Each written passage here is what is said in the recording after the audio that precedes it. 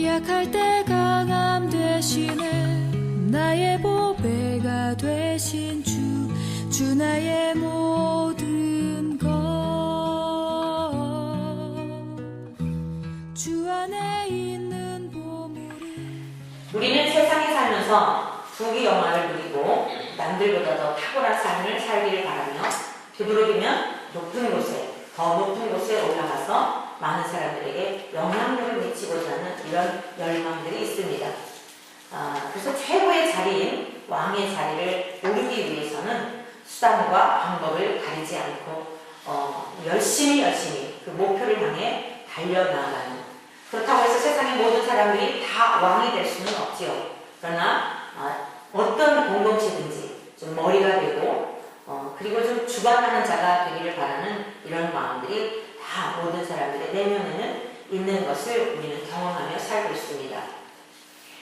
이 성경에 나오는 유인 가운데 세상에서 모든 부귀영화를 다 누렸던 솔로몬이라고 하는 그 왕은 전도서의 말씀을 통하여서 이렇게 교훈하고 있는 것을 봅니다.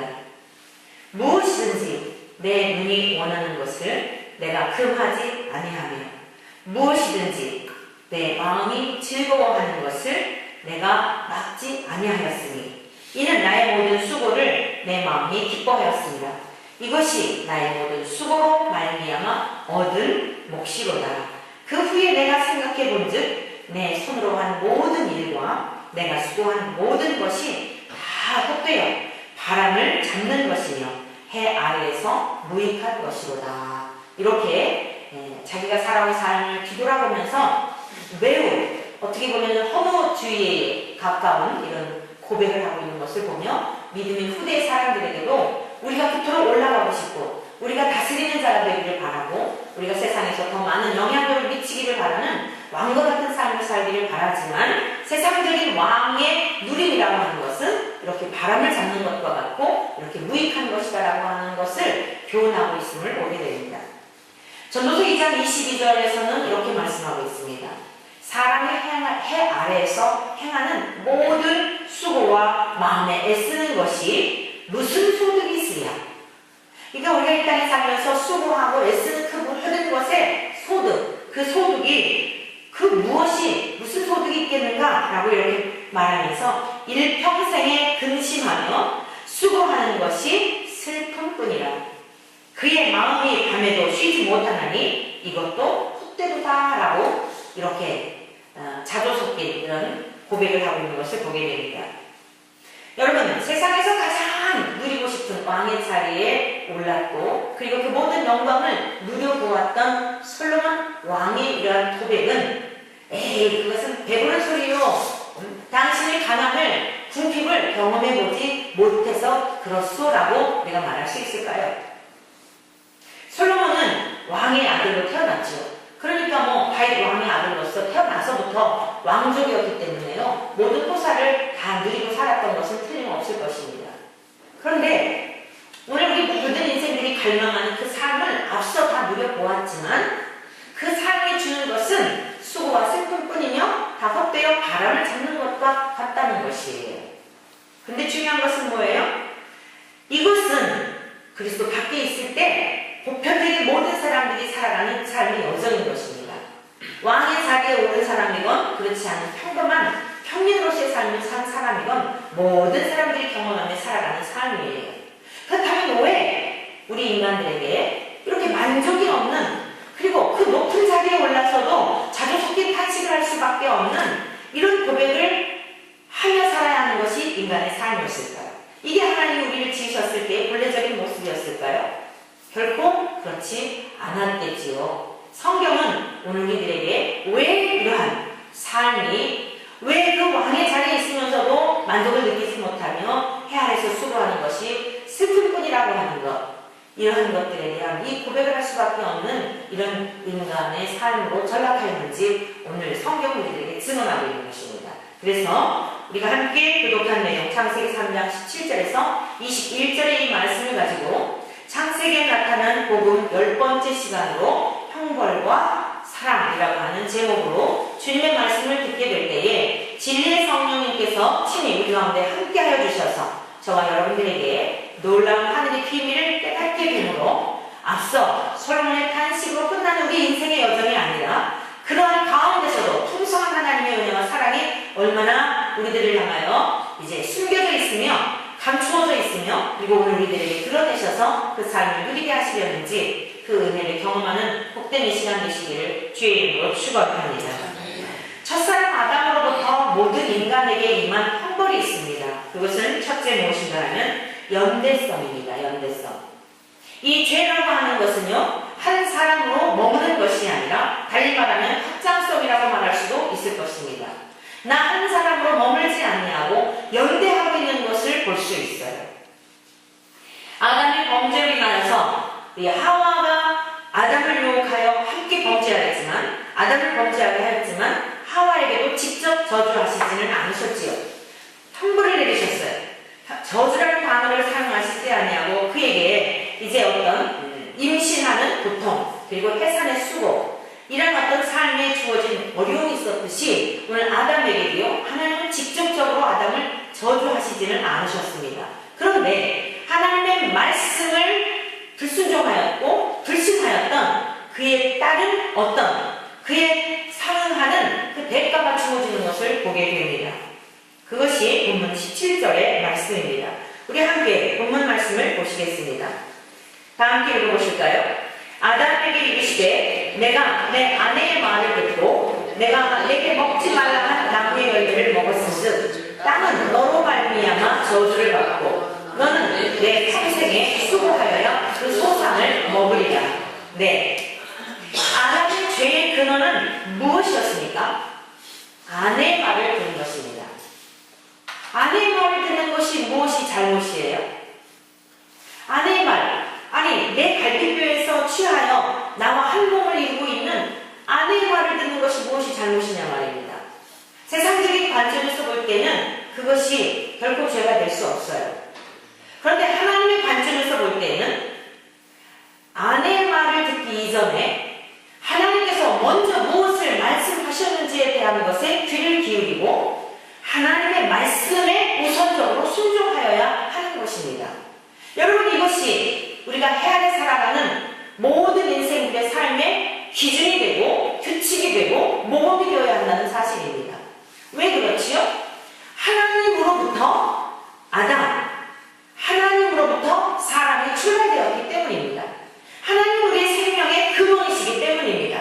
그래서 나를 만드신 그분의 그 규칙과 원리를 따라서 우리가 살아가는 것은 특별한 것이 아니고 당연한 것입니다.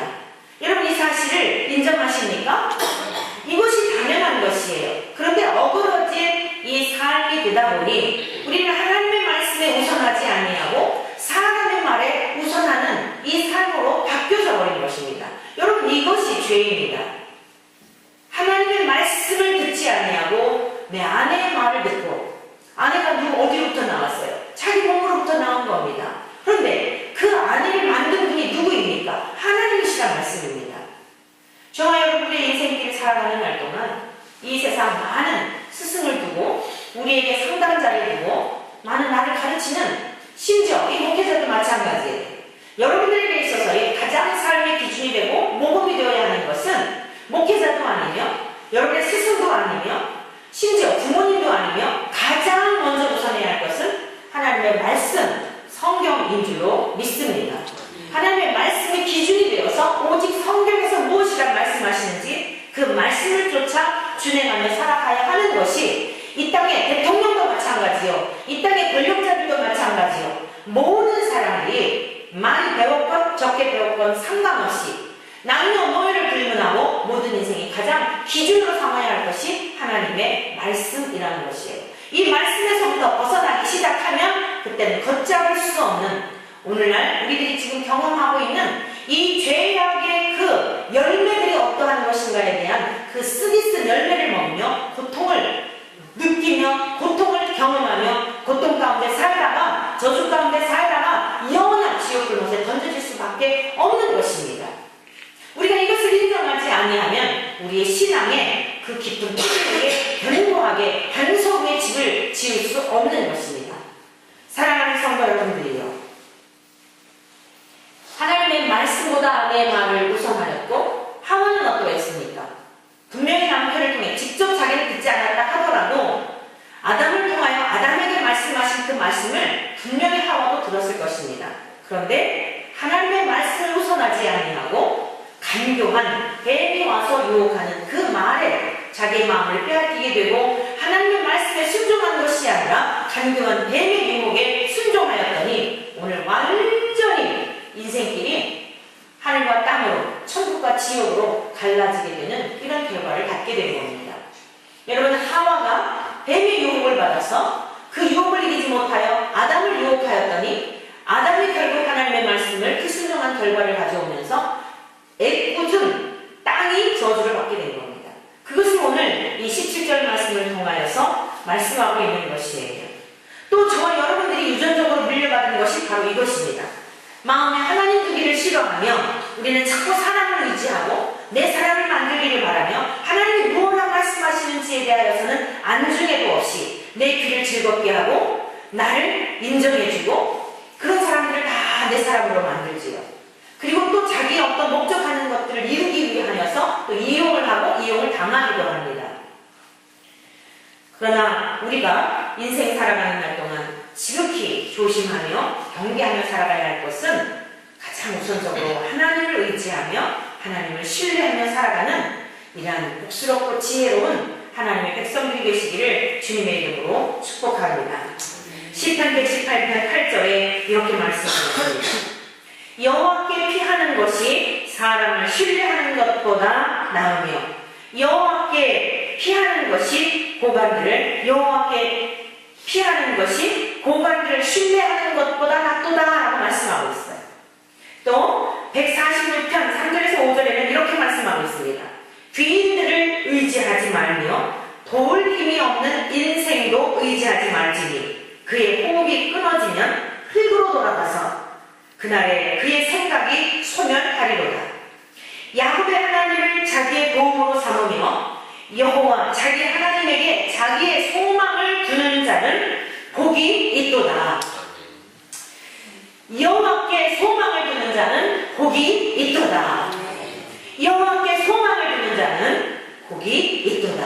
아멘. 자꾸 강조하는 건 뭘 말하는 거예요? 아멘. 우리가 믿음으로 고백하자는 거예요. 사랑하는 성도 여러분, 우리는 지금 우리의 지금 조국 안에서 일어나고 있는 일들을 통해 너무너무 이 말씀이 어떻게 이루어지고 있는지 보고 있지요. 도울림이 없는 인생을 의지한 결과가 어떠한지, 방백들을 의지한 결과가 어떠한지, 고관들을 의지한 결과가 어떠한지, 좀 더 쉽게 말한다면 정치가들을 의지한 경제계의 모 기업의 회장의 결국이 어떠한지, 돈을 의지하고 돈을 사랑하는 것의 결국이 어떠한지 우리는 수도 없이 보아왔고 지금 저와 여러분들의 눈앞에 TV만 틀면, 신문만 펼치면 고관들을 의지한 사람, 정치가들을 의지하고 결탁했던 그 최후가 얼마나 참담한지를 보고 있는 것입니다. 여러분, 이러한 모습들을 보면서도 깨닫지 못하고 그래도 돈을 사랑하고 그래도 뇌물주기를 즐겨하고 뇌물 받는 것을 즐겨한다면 이것이 어리석은 자의 삶입니다. 이것이 미련한 자의 길이며 이것이 성경에서 말씀하고 있는 사망의 길로 가고 있는 것입니다. 성경은 지혜로운 자와 미련한 자, 하나님의 자녀와 마귀의 자녀, 빛의 자녀와 어둠의 자녀, 분명히 하나님께서는 구분하여서 거룩하신 하나님의 백성들이 살아가야 할 삶의 길이 무엇인지에 대하여 우리에게 명백하게 밝히고 계신데, 그것은 도울림이 없는 인생을 의지하지 말고 이 세상 만물을 지으신 하늘과 땅의 주인이신 하나님만을 의지하며 그분께 도움을 요청하며 하나님께 나아갈 것을 우리에게 가르치고 있는 것입니다. 그런데 우리는 육을 입고 있기 때문에 보여지지 않는 하나님에 대한 믿음을 갖는 것 쉽지가 않습니다. 그래서 하나님은 우리들에게 한 가지를 요청하시는 것이 오직 믿음인 것입니다.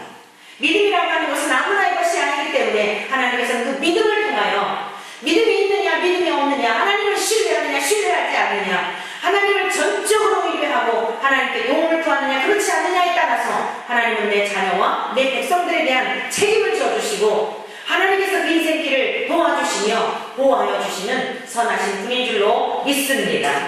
사랑하는 성도 여러분들이요, 저와 여러분들은 우리의 조국과 민족을 위하여서도 참으로 기도해야 할 때입니다. 너무나 어지럽고 앞으로 이 민족이 어떻게 되어갈지, 우리의 조국이 어떻게 될지, 물론 이전에도 많은 어려움들이 있었지만 사부 노열되어져서 우리 모든 인생들 자체가 티끌에서 지음받아서요, 우리들에게는 거룩함에 전혀 소망이 없는 자들입니다. 그래서 이 조국, 우리의 조국, 우리의 민족, 여러분 오직 한 가지 소망이 있으니 우리가 하나님께로 돌아오는 길밖에는 없는 줄로 믿습니다. 하나님을 의뢰하고 하나님께 도움을 구하며 사람을 의지하지 말고 사람의 지혜로 의지하지 말고 사람의 지혜는 잔꾀이며 세상에 속하는 것들입니다. 그리스도에게 속한 지혜, 그것은 성결한 것이며 거룩한 것이며 하나님의 의를 드러내는 것이며 우리를 생명의 길로 인도하는 것입니다.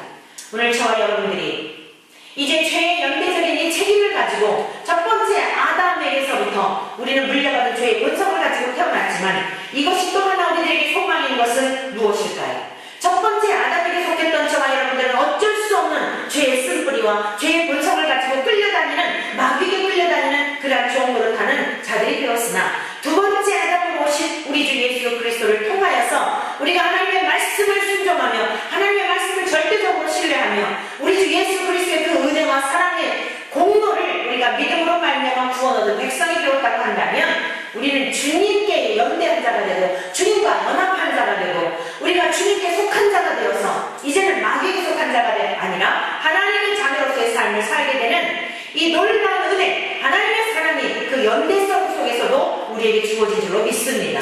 첫 번째 아담에게 속한 자가 아니라 이제는 두 번째 아담에게 속한 자가 되어서 우리 주님의 거룩함이 저와 여러분의 거룩함이 되고 우리 주님의 의로움이 저와 여러분의 의로움이 되어서 우리는 하나님과 교제하며 하나님의 풍성하신 은혜를 누리며 살 수 있는 자가 되었다는 것입니다.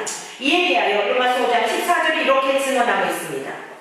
아담의 범죄와 같은 죄를 짓지 않는 자들까지도 사망이 왕노릇하였더라. 이렇게 선언하면서 그러나 아담은 오실 자의 모형이라 이렇게 말씀하고 있어요. 첫 번째 아담은 그가 선악과 열매를 따먹음으로 하나님 앞에 범죄하였지만 모세까지 그런 죄를 짓지 않는 사람일지라도 그에게 유전적으로 물려받은 죄 연대성이 있다는 거예요. 그 연대성을 가지고서 모든 사람이 다 죄인이 되었다는 겁니다. 그런데 이것은 아담은 오실 자의 모형이라는 거죠. 두 번째 아담으로 오실 예수님에게 속한 자가 되어서 그 주님의 거룩함이 우리의 거룩함이 될 수 있다라고 하는 것을 그렇게 설명하고 있는 것입니다. 로마서 4장 6절에 이렇게 말씀합니다. 우리 다 함께 찾아서 읽어보시도록 하겠습니다.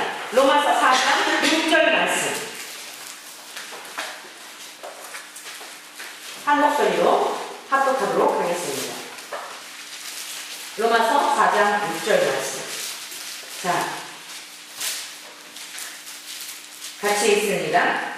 일하는 것이 없이 하나님께 의로 여기심을 받는 사람의 복에 대하여 다윗이 말한 바 불법이 사함을 받고 죄가 가려짐을 받는 사람을 복이 있고 주께서 그 죄를 인정하지 아니하실 사람은 복이 있도다 함과 같으니라. 아멘. 여러분, 저와 여러분들이 하나님 앞에 구원을 얻음에 대하여 무엇 할 것이 있을까요? 없습니다. 아무것도 없습니다. 우리 뭘 했어요? 여러분이 이렇게 이야기하실 수 있어요. 저는 주일 열심히 지켰는데요. 11조 생활도 열심히 했는데요. 저는 특별히 우리 교회는 나가서 그렇게 핍박도 받으면서 받아들이지 않더라도 정말 성경적인 기독교의 가장 기본적인 교리에 대한 말씀들을 거리에서 외치면서 우리는 거리에서 하나님의 말씀을 전하면서 전도자로서 삶을 살았는데요. 나는 하나님의 교회를 위해서 봉사를 했는데요. 나름대로 여러 가지 이야기할 수 있겠죠. 마치 개미가 식탁에 올라 너무 수고하는 것을 불쌍히 여겨서 우리 집에 데려다 놨더니 개미가 밥상에 올라가지고 주인님 너무 고맙습니다. 나를 이렇게 살펴주셔서 너무나 감사합니다. 제가 우리 주인님을 위해서 맛있는 반찬을 해드리겠습니다. 개미가 너무너무 고맙다고 자기를 막 적이 왔을 때에 구출해 주어서 자기 집으로 넓은 개미가 생각할 때 여러분 우리가 살고 있는 집들이 얼마나 넓겠습니까? 작은 방 한 칸일지라도 그에게는 굉장히 넓어 보이지 않겠어요? 너무 고맙습니다.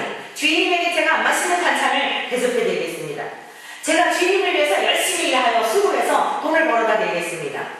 라고 하는 것과 뭐 다를 게 있을까요? 향하여서 드리는 것이 전 재산을 팔아서 다 한다 할지라도 개미가 자기가 모아놨던 여름날 열심히 수고해서 그가 모아놨던 자기 인생의 노년을 준비하기 위해서 개미가 수고한 것을 주인한테 다 갖다 준다 할지라도 그것이 주인에게 얼마나 도움이 될까요? 우리가 하나님을 향하여서 한다라고 하는 것, 우리가 주님을 향하여서 무엇을 대접한다는 것, 우리가 심지어 제물을 드리는 것, 봉사를 하는 것, 나가 전도를 하는 것, 여러분 이 모든 것들도 사실 정말 하찮은 거예요. 그런데 주님은 우리의 마음 중심을 보시면서 그 어떤 그것 자체가 아니라 우리의 마음 중심을 보시면서 네가 나를 그렇게 사랑하는구나, 너의 마음이 나에게 그렇게 있구나, 입술로만이 아니라 네가 그렇게 귀하게 여기는 거, 너 먹고 싶은 거 그거 먹지 않냐고 나에게 이렇게 주는구나. 주님은 더 감격하시고 더 탐복하셔서 우리가 주님께 드렸던 것보다도 하나님께서는 그 마음만을 받으시며 우리 인생을 책임져 주시는 겁니다. 여러분 내가 이만큼 이렇게 드리면 하나님이 이렇게 해주시겠지, 이것은 기복이라 말하는 것이고요. 그 계산되지 않고 너무 감사해서 내 재산 다 가져가셔도 내 목숨 걷어가셔도 주님 한 번 너무 감사해요. 그냥 드려도 부족하고 드려도 목마르고 너무 감사하고 감격해하는 그 마음, 주님 그 마음 보시고 여러분 생각해보세요. 여러분 자녀들에게 사탕 한 봉지를 사주었는데 마음 테스트하느라고 나중 하나만 주어버려? 그러면은 엥 하고 감추는 아이가 있다고 할 때 마음이 어떤 생각이 들어요? 그 사탕 한 알갱이 전부를 사줬는데 그걸 그렇게 그 마음에 탐욕이 생길까요? 그걸 먹으려고 하는 탐식이 있어서 그런 걸까요? 마음을 테스트하는 거예요. 근데 자기 입에 들어가는 것도 그리고서는 말을 하지 못하지만 이 손주 녀석이 여러분의 자녀가 그런다고 한다면 아이고 이뻐 가지고 있었던 더 많은 것으로 주지 않겠습니까? 아버지의 사랑이 그래요. 우리가 육을 입고 있는 우리들의 마음도 그러하거늘 여러분 제발 하나님을 치사하게 대접하시지 마시기를 바랍니다. 하나님을 너무 정말 우리들의 관점에서 그렇게 대접해드리지 마시기를 바랍니다. 하늘과 땅의 모든 것의 주인이신 분이 사탕 하나님께 그거 잡수시면서 그렇게 그러실까요? 우리가 가지고 있는 돈이라고 하는 게 우리가 엄청난 것 같아도 우리 주님 앞에서는 우리가 그렇게 귀히 여기는 다이아몬드보다도 그것보다도 더 하찮은 것입니다. 천국은 이렇게 진주문으로 된 곳인데 여러분 우리가 하나님 앞에 드려지는 헌신이나 행위나 재물이나 이런 거 주님은 그것 때문에 그러는 게 아니라 우리 중심, 우리 마음이 있는 것, 내 보물이 있는 곳에 내 마음이 있다. 그 마음을 보시면서 감격해 하시며 내 아들을 아끼지 아니하시고 사랑하시며 주신 그 사랑에 정말 잘하였구나. 내가 저 생명을 구하기 위해서 내 아들을 가지고 아끼지 아니하고 주기를 잘했구나. 우리 하나님도 그 자체를 보면서 감격하시고 스스로 행하신 일들에 대하여 기뻐하시지 않겠습니까? 여러분들도 보람 하나를 위하여 살고 여러분도 자존심 하나를 위해 사는 거 아니에요?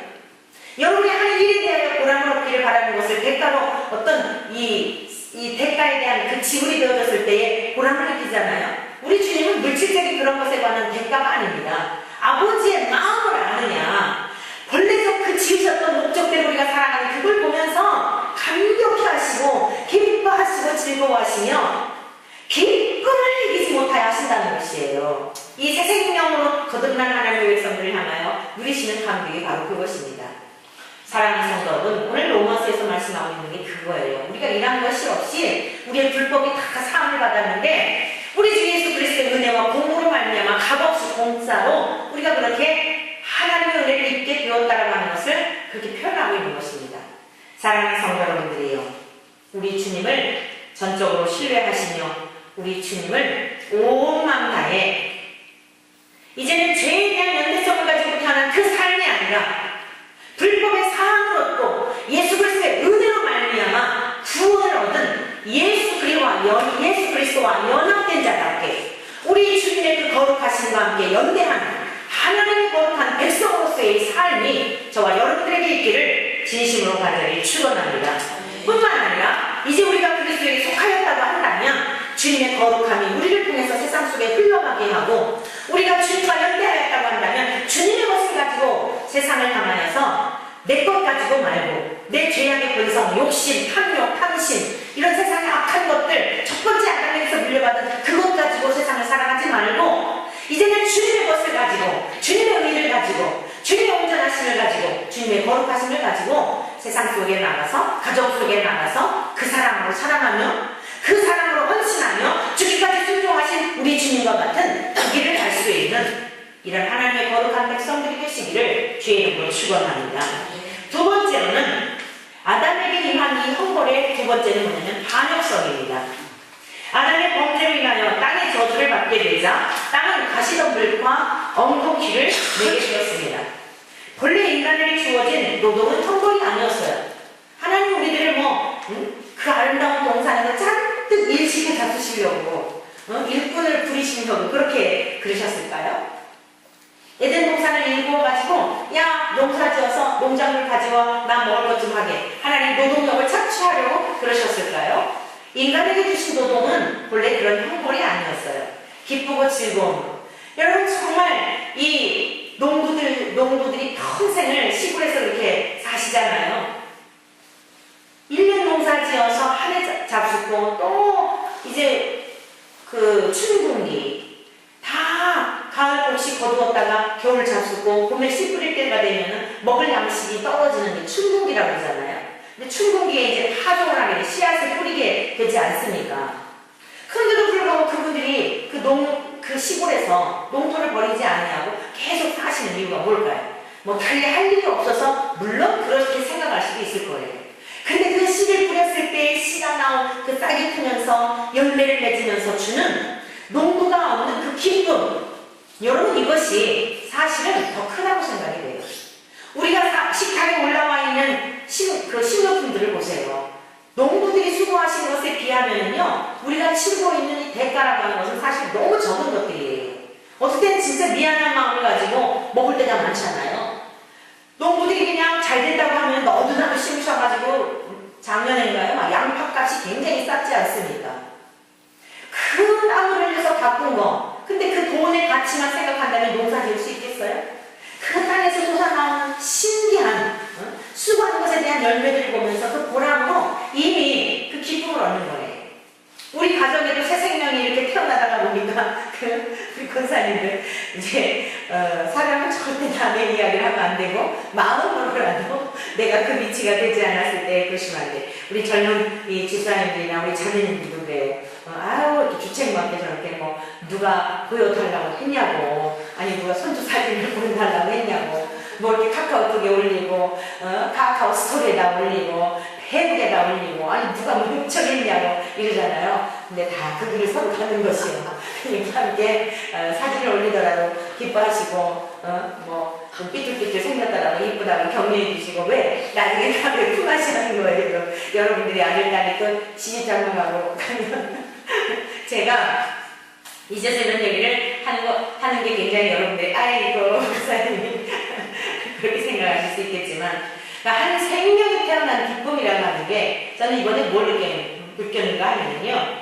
이 육적인 생명이 태어나는 그 기쁨을 통하여서 하나님 나라의 그 새 생명으로 태어났을 때 죽었던 영이 살아나서 예수 그리스도의 생명이 그 속에 들어가서 새 생명이 탄생했을 때 그 기쁨이 얼마나 큰지 하나님 아버지의 기쁨 그리고 앞서간 믿음의 선진들 많은 바울 사도를 비롯해서 신약의 그 사도들뿐만 아니라요 구약의 선지자들 또 우리 주변에 있었던 우리를 알고 있었던 믿음의 선진들 우리를 나는 모르지만 나를 위해서 기도해줬던 그분들 여러분의 부모님 주변에 있었던 분들 저 천국에 가셔서 우리를 위해 기도하고 계신 그분들이요 얼마나 기뻐하실까에 대한 것을 깨닫게 되는 거예요.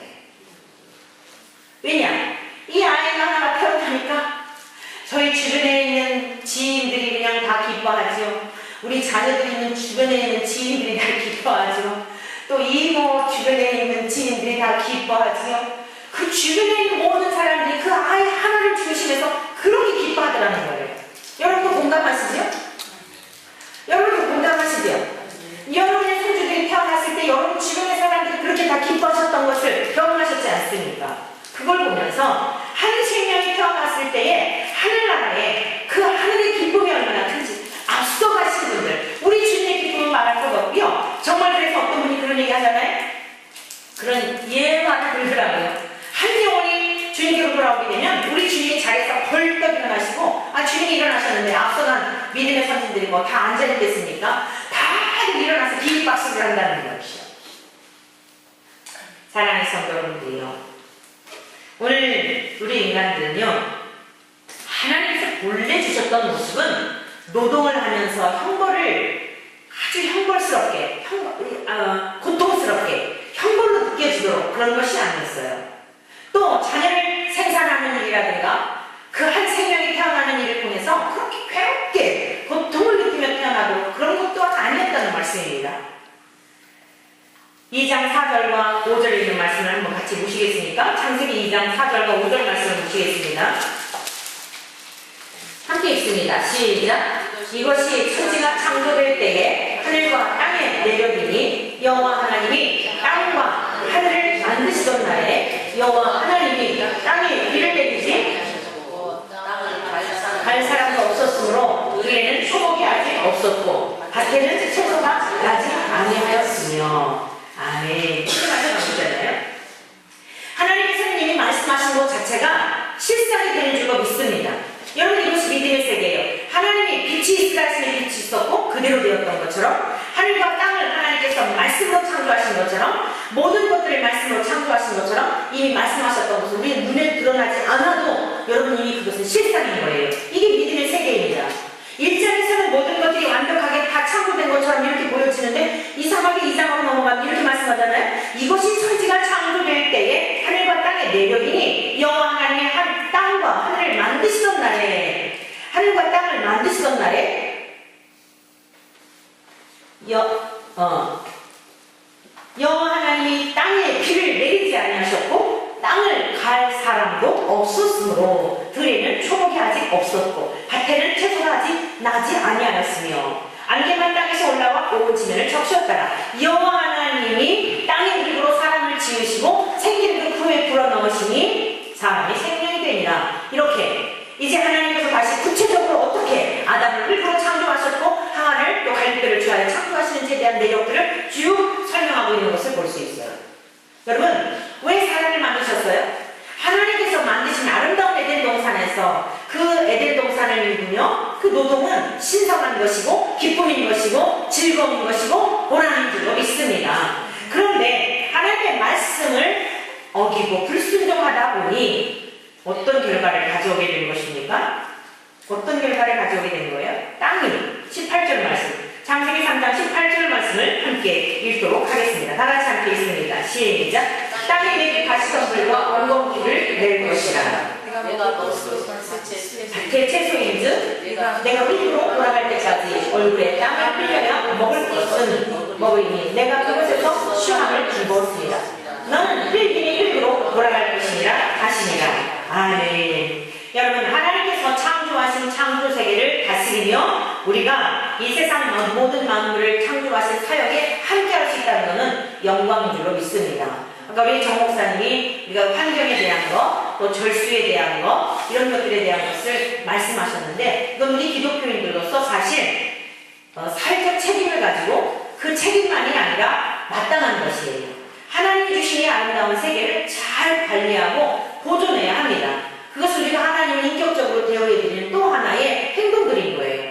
단순히 우리들의 그 가정에 절수하고 전략하면은 첫째 누구에게 유익이에요? 본인 자신에게 유익이지 않습니까? 그러나 우리는 이 사회 공동체 일원으로서의 책임을 가지고 하나님 만드신 우리에게 위탁하신 이 피조 세계를 잘 관리할 수 있는 책임이 있는 것입니다. 오늘날 너무나 많은 환경에 오염을 하게 되고, 사실 우리가 일회용 컵 같은 거를 쓰고 있는데요. 지금 우리가 일회용 컵 같은 경우도 사실 사용하면 안 돼요. 이게 경제적인 문제를 떠나서 환경 오염에 대한 문제, 그런 것들이 살아서 없어지기까지 얼마나 많은 시간들이 걸리게 되는지, 우리는 지금 편해서 그냥 한 잔 마시고 나면 물컵도 그냥 막 종이컵으로 마시고 이러고 그냥 버리고 이러는데요. 진짜 우리가 이런 것들에 대해서 좀 각성을 해야 합니다. 쉽지요. 씻을 필요도 없고 피 버리면 되고, 내 돈 내는 것도 아니고, 교회에서 다 교회에서 다 사는 거고, 커피 돈 들어가는 것도 아니고. 그런데요, 이것은 결국 누구에게 다 폐해가 오냐면 우리 자손들에게 오는 거예요. 우리 후손들에게 이 환경을 잘못 이렇게 우리가 했을 때에 그 모든 것들이 다 이 자연이 사람들을 찌르게 되는 이런 결과를 가져오게 되는 것입니다. 오늘 아담 한 사람의 범죄가요, 땅이 저주를 받아서 가시덤불과 엉겅퀴를 내게 된 겁니다. 그래서 힘을 들여야, 땀을 흘려야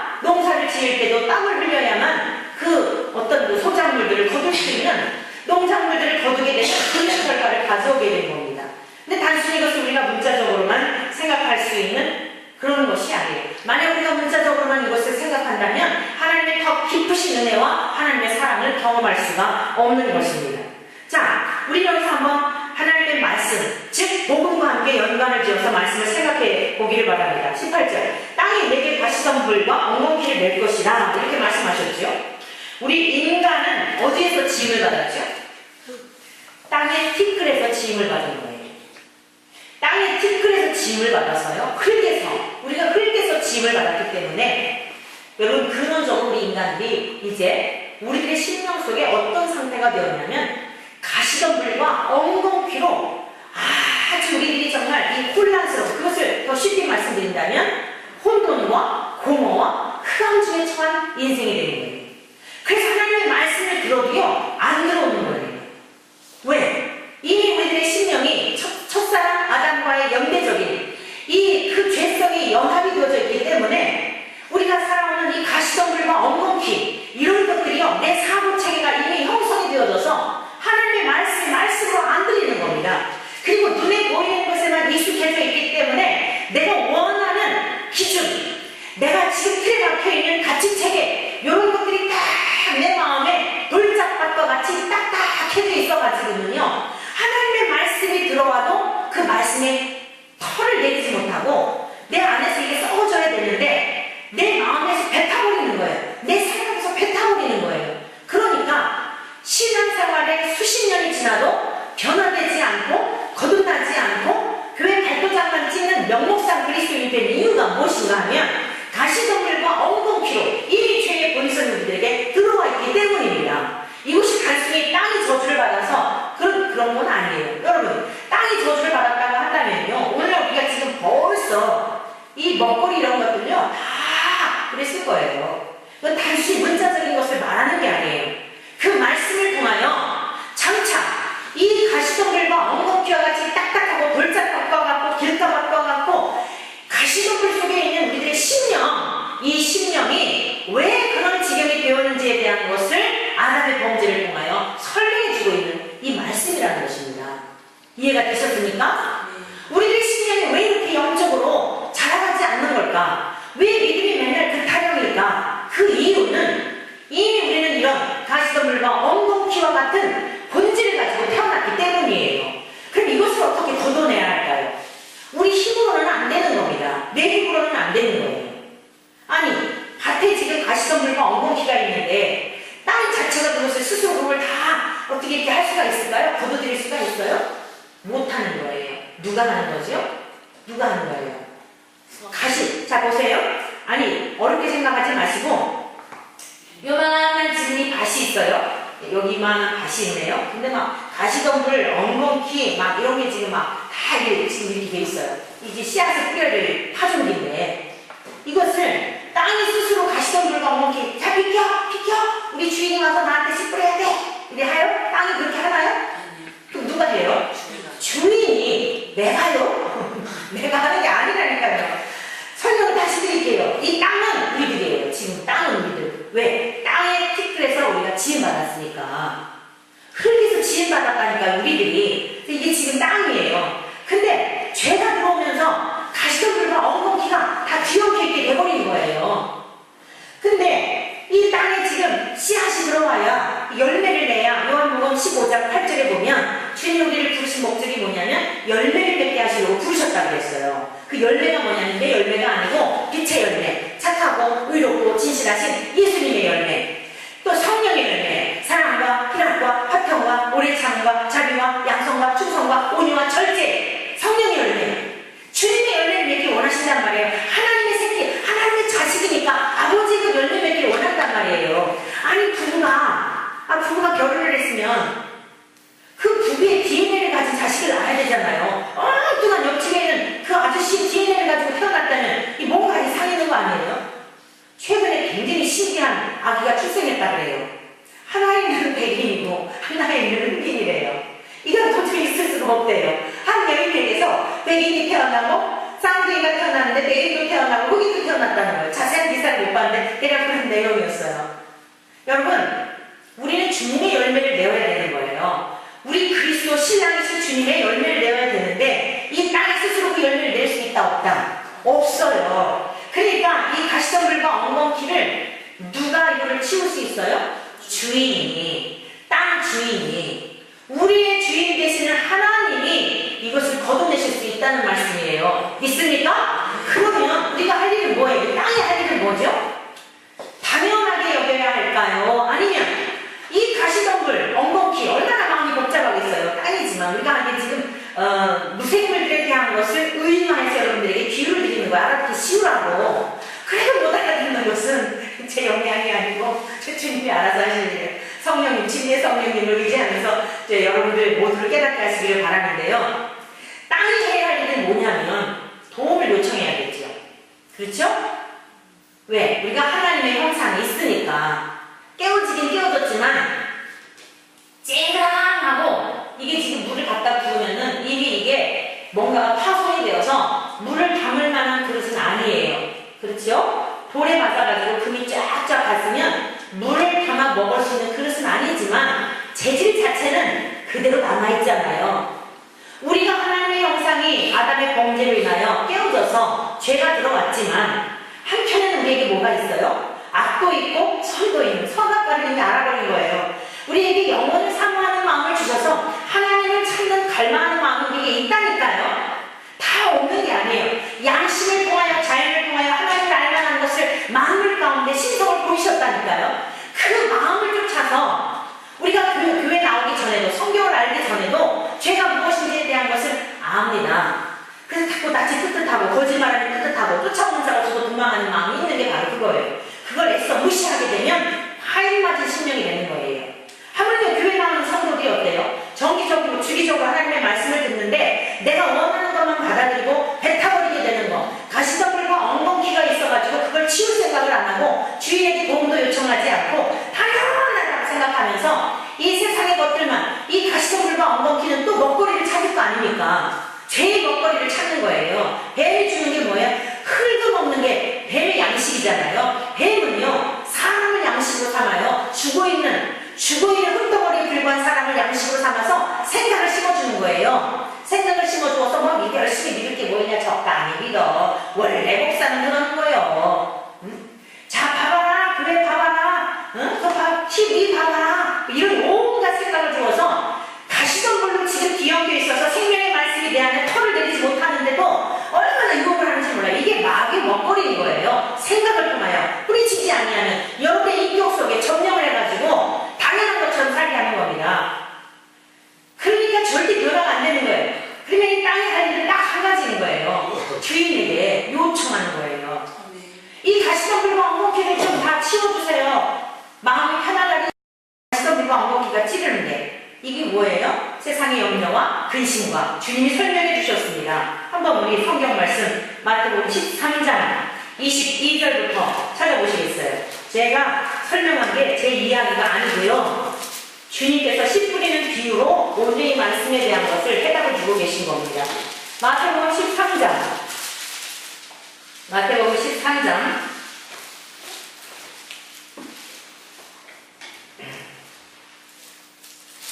22절 말씀.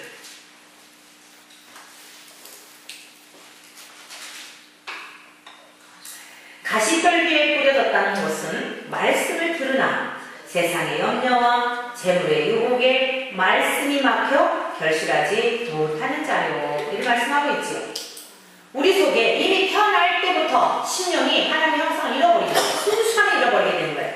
그래서 우리들의 가치, 지금 우리 주님께서 네 가지의 씨 뿌리는 비유로 말씀하셨어요. 13장 이 긴 말씀을 지금 하고 계신데 13장 3절에 보세요. 예수께서 비유로 여러 가지를 그들에게 말씀하여 이르시되 씨를 뿌리는 자가 뿌리러 나가서 뿌릴새 더러는 길가에 떨어지며 새들이 와서 먹어버렸고 더러는 흙이 얕은 돌밭에 떨어지며 흙이 깊지 아니하므로 곧 싹이 나오나 해가 구름 위에 타서 뿌리가 없으므로 말랐고 더러는 가시떨기 위에 떨어지며 가시가 자라서 기운을 막았고 더러는 좋은 땅에 떨어지며 어떤 것은 100배 어떤 것은 60배 어떤 것은 30배 결실을 하였느니라. 귀 있는 자는 들으라 하시니라. 그러니까 이제 우리들에게 말씀을 하셨는데요. 제자들이 예수님께 나와서 여쭈어봐요. 어찌하여 그들에게 비유로 말씀하시나이까? 예수님, 하나님의 말씀을 비유로 말씀하시는 이유가 무엇입니까? 라고 묻는 거예요. 대답하여 이르시되 천국의 비밀을 너희에게는 허락되었으나 그들에게는 그들에게는 아니 되었노라. 그래서 구원은 내가 받고 싶다고 받는 게 아니에요. 하나님이 허락해 주셔야 되는 거예요. 내가 지금 가시덤불과 엉겅퀴를 스스로 해치고 어떻게 다 밖에 나가 던질 수 없듯이 다른 우리들이 해야 할 일은 뭐냐면 불쌍히 여겨주세요. 긍휼히 여겨주세요. 세상의 염려와 재리와 근심 때문에 하나님의 말씀이 도대체 들어오지 않아요. 하나님의 말씀이 그렇다고 하는데 나는 믿어지지 않아요. 어떻게 하면 좋아요? 애통하는 마음을 가져야 되는 거예요. 가난한 마음을 가져야 되는 거예요.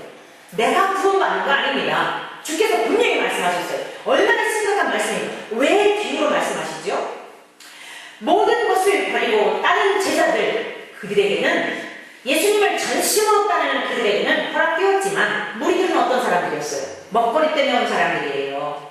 자기들의 필요에 의해서 예수님께 온 자들이에요. 그들에게는 허락되지 않았다는 거예요.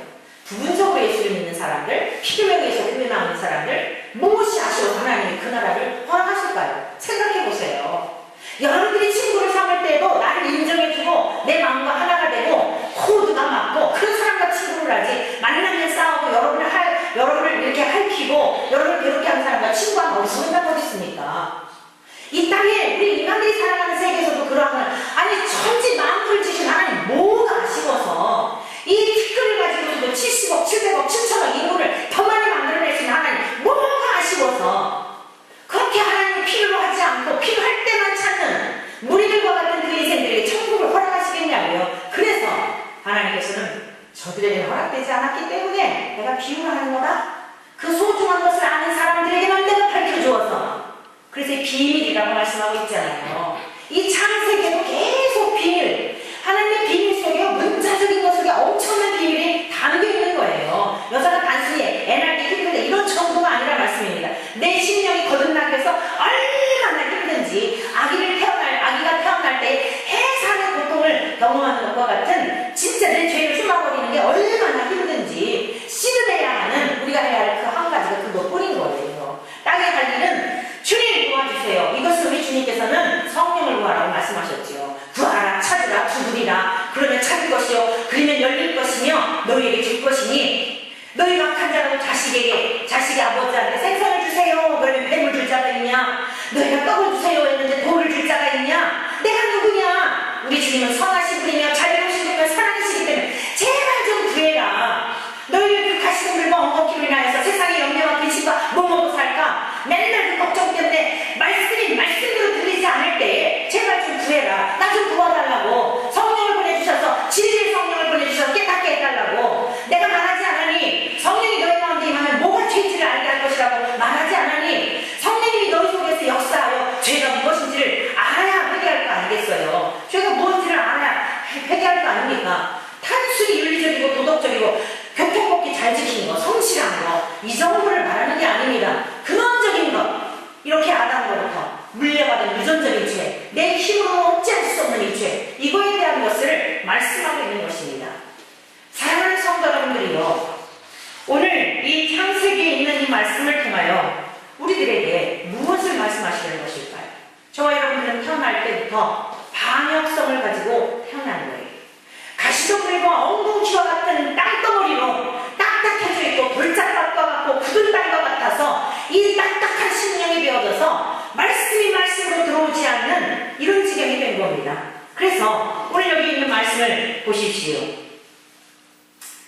무릇 11절 대답하여 이르시되 천국의 비밀을 아는 것이 너희에게는 허락되었으나 그들에게는 아니 되었나니 무릇 있는 자는 받아 넉넉하게 되되 없는 자는 그 있는 것도 빼앗기리라. 주의 성령님이 내 안에 들어오시게 되면요, 우리가 주님 앞에 할 수 있는 건 뭐예요? 성령님 구하는 거예요. 진리의 성령님 내 안에 오셔서 들었던 말씀들이 깨달아지기 시작을 하면요, 그 있는 것들이 막 풍성해지는 거예요. 아하, 이 말씀이 그 말씀이었구나. 말씀이 막 물송이처럼 달면서 말씀 속에서 그 감추어진 보화들이 발견이 되면서 세상에 어떤 것도 부럽지 않냐고 이걸 말씀하는 거예요. 넉넉하게 되는 거예요. 그냥 지적으로 알았던 말씀들이 살아서 내 속에서 역사하게 되는데, 그 말씀들이 막 내 삶을 변화시키고 주인이 바뀌어져서 내가 사랑해야 될 대상이 우리 주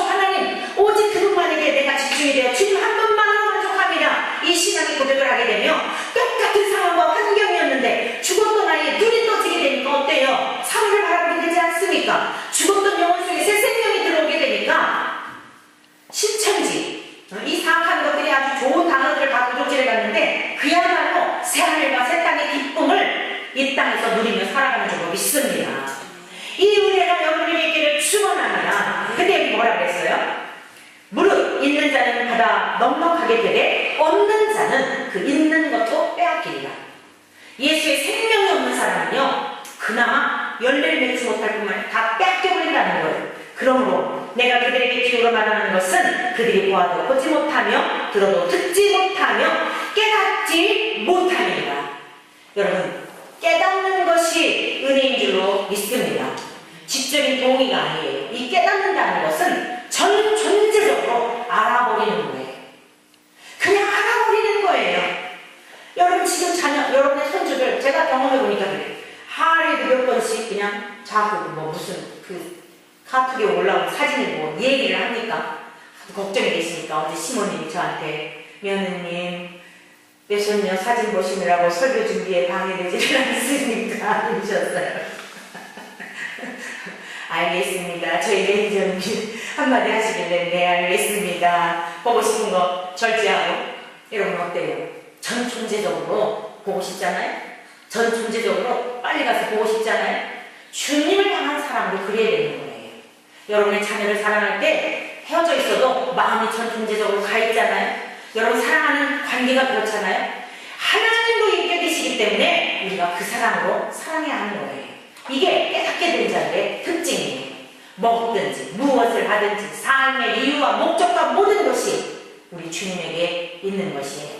자, 우리 성경 말씀 23절, 13장, 마태복음 13장 23절 말씀을 듣고 우리가 세 번째 이 대지에 대해서는 다음 주에 이어서 말씀을 듣도록 하겠습니다. 다 함께 한번 읽어보실까요? 13장 23절 말씀 같이 읽습니다. 시작. 좋은 땅에 뿌려졌다는 것은 말씀을 듣고 깨닫는 자니 결실하여 어떤 것은 100배, 어떤 것은 60배, 어떤 것은 30배가 됩니다. 아멘. 보세요. 좋은 땅에 뿌려졌다는 것은 가시덤불과 엉겅퀴를 거두는 땅을 말하는 거예요. 내 힘으로 거둬낼 수 있다 없다? 없다. 설교 프로 끝날 테니까 정신을 바짝 차리세요. 세 번째 대지를 안 했으니 언제 끝날까 이 생각하지 마시고 정신 바짝 차리고. 여러분 사랑하는 성도들이요, 이게 사실은 가장 중요하면서도 이제는 여러분들이 이 단계에서 벗어나서 정말 하나님 앞에 열매를 내어드려야 할 우리 교회 연한이 몇 년입니까?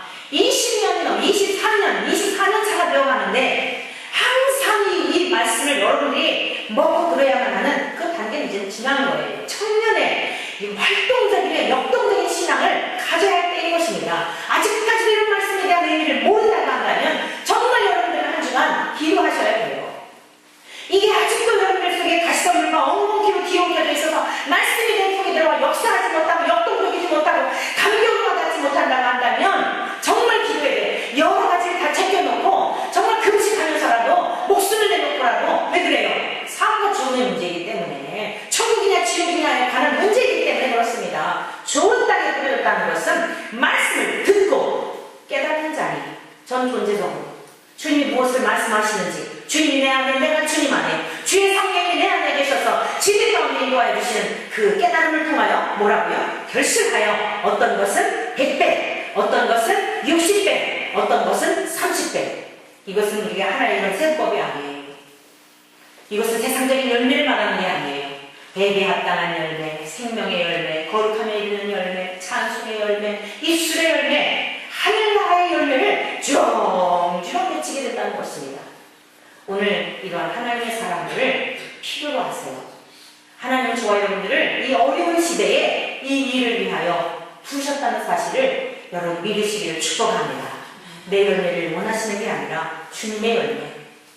우리 주 예수님께서 내 안에서 성령님을 통하여 역사하시는 그 열매. 이 열매라야 우리의 가정이 변화가 되고 이 열매라야 그 열매를 함께 먹고 마시는 사람들의 변화가 되어서 이 어지럽고 이 호tak한 우리의 조국의 마지막 보루가 되는 교회, 마지막 우리의 조국을 살릴 수 있는 여러분 그러한 불씨들이 된다는 사실입니다. 오늘 주의 성령님께서 저와 여러분들을 강권적으로 이 시간 역사해 주셔서 우리의 가시덤불과 엉겅퀴를 다 걷어내시고 주님의 생명의 말씀이 우리들 속에 쏙쏙 스며드는 옥토밭과 같은 이 은혜를 우리들 가운데 부어주시길, 역사해 주시길 주님의 이름으로 간절히 축원합니다. 예수